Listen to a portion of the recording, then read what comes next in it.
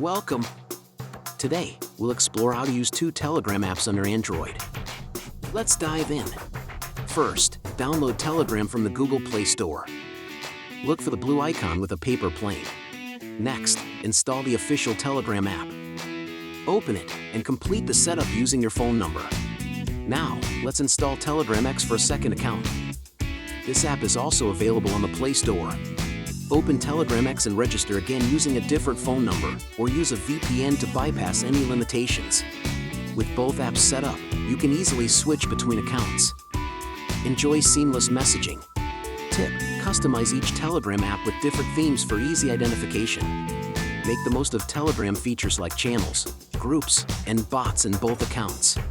Stay organized by assigning different purposes to each account, like personal and work.